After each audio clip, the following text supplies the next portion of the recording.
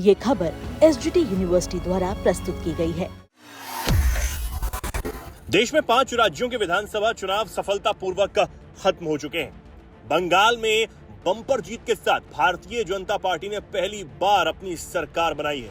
इसी के साथ तमिलनाडु में चल रहा सियासी ड्रामा भी अब खत्म हुआ है और विजय ने नई सरकार का गठन करते हुए मुख्यमंत्री पद की शपथ ले ली है। इन सबके बीच झारखंड से एक बड़ी खबर सामने आ रही। खबर है कि झारखंड की सत्ताधारी महागठबंधन सरकार में कांग्रेस की अंदरूनी खींचतान अब झारखंड मुक्ति मोर्चा के लिए भी एक चिंता का कारण बनती हुई नजर आ रही है। वहां लगातार गुटबाजी बढ़ने से नेताओं के बीच चल रहे मतभेद अब खुलकर सामने आने लगे हैं और इस सब ने वहां चल रही गठबंधन की सरकार को असहज मोड़ पर लाकर खड़ा कर दिया है।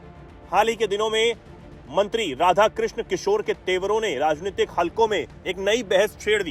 उन्होंने एक साथ कई मुद्दों पर नाराजगी जताई और यह संकेत दे दिया कि कांग्रेस के अंदर सब कुछ ठीक नहीं चल रहा है। प्रदेश कांग्रेस अध्यक्ष केशव महतो कमलेश के खिलाफ पार्टी के अंदर असंतोष भी लगातार बढ़ता हुआ नजर आ रहा है। संगठन में फैसलों की शैली, कार्यकर्ताओं की उपेक्षा और राजनीतिक समन्वय को लेकर कई वरिष्ठ नेता बेहद नाराज बताए जा रहे हैं। यही वजह है कि प्रदेश में कांग्रेस की नेतृत्व में बदलाव को लेकर अंदर खाने आवाज बुलंद होती हुई नजर आ रही है। कांग्रेस के कुछ नेता ये मानते हैं कि मौजूदा परिस्थिति में संगठन को संभालने के लिए नए नेतृत्व की जरूरत महसूस की जा सकती है। कई नेताओं की शिकायत ये है कि संगठन और सरकार के बीच बेहतर तालमेल अब नहीं बन पा रहा है और इसी वजह से समय समय पर सार्वजनिक बयानबाजी भी सामने आने लगी है, जिससे गठबंधन की छवि को ठेस पहुंच रही है।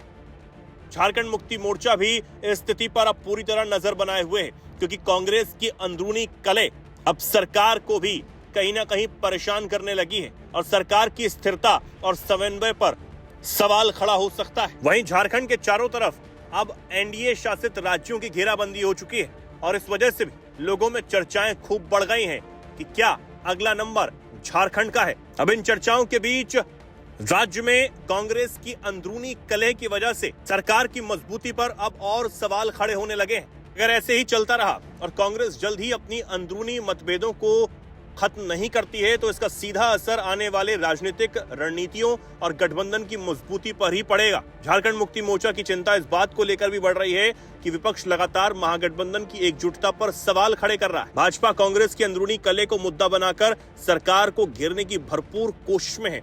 ऐसे में गठबंधन के सहयोगी दल ये चाहते हैं कि कांग्रेस अपने संगठनात्मक विवादों को जल्द से जल्द सुलझाए ताकि सरकार विकास और जनहित के मुद्दों पर ध्यान लगा सके।